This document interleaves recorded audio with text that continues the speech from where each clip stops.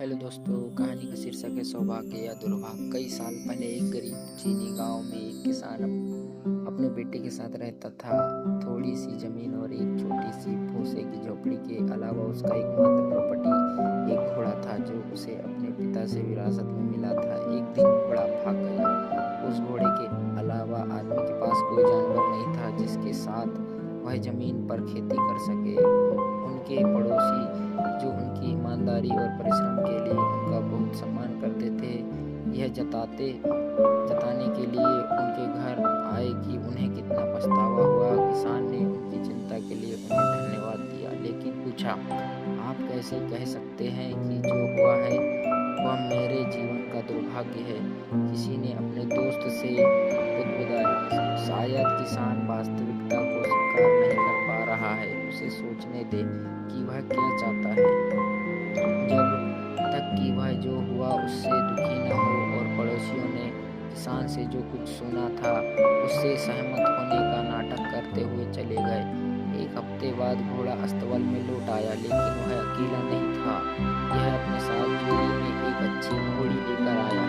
ये बात पता चलने पर ग्रामीण जो उस किसान द्वारा दिए गए पहले उत्तर को अब समझ पाए थे, वो किसान के घर आए। इस बार उसे उसके अच्छे भाग्य पर बधाई दी जा सकी।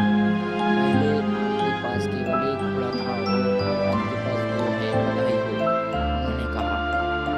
आपकी शुभकामनाओं के लिए और आपकी सब चिंताओं के लिए बहुत बहुत धन्यवाद, किसान ने उत्तर दिया। लेकिन आप कैसे कह सकते हैं कि जो हुआ वह मेरे जीवन में एक आशीर्वाद है? निराश और यह सोचकर कि वह पागल हो रहा होगा, पड़ोसी चले गए और रास्ते में एक टिप्पणी की, क्या वह वास्तव में नहीं समझता कि भगवान ने उसे एक उपहार भेजा है? एक महीने बाद किसान के बेटे ने घोड़ी को बस में करने का फैसला किया। जब वो घोड़ी की सवारी करने लगा तब घोड़ी ने उसे गिरा दिया और उसका पैर टूट गया।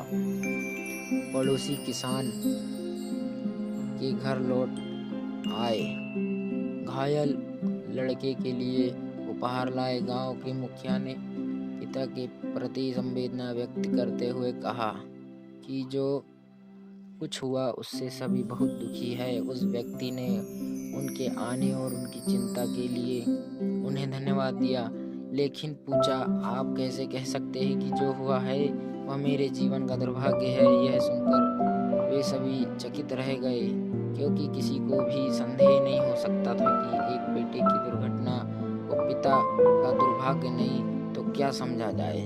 जैसे ही उन्होंने किसान का घर छोड़ा, कुछ ने दूसरों से कहा, वह सचमुच पागल हो गया है। उसका इकलौता बेटा हमेशा के लिए लंगड़ा हो गया है और वह अभी भी इस बारे में संदेह में है कि जो हुआ वह दुर्भाग्य है। कुछ महीने बीत गए और जापान से चीन पर युद्ध की घोषणा कर दी। स्वस्थ युवकों को युद्ध के मोर्चे पर भेजने के लिए सम्राट के दूतों ने पूरे देश की यात्रा की। गांव में पहुंचने पर उन्होंने किसान के बेटे को छोड़कर सभी युवकों को भर्ती कर लिया। जिसका पैर टूट गया था, कोई भी युवक जीवित नहीं लौटा। बेटा ठीक हो गया, 2 जानवरों को पाला गया और उनकी संतानों को अच्छी कीमत पर बेच दिया गया। किसान अपने पड़ोसियों को सांत्वना देने और